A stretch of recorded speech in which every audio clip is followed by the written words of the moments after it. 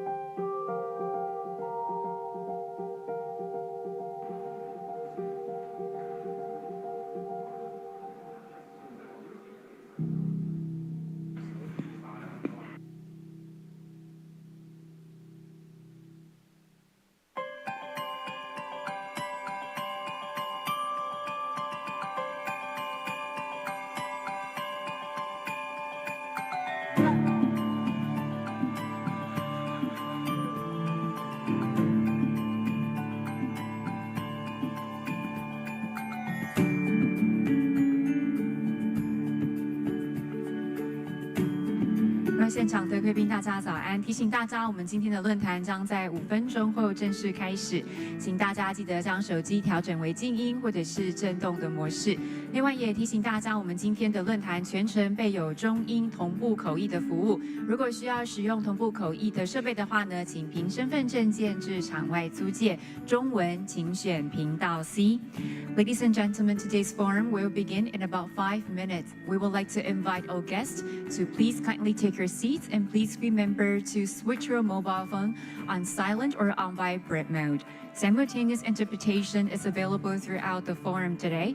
So if you require such service, interpretation headset and receiver is available at the reception desk outside. Please select channel E for English. Thank you.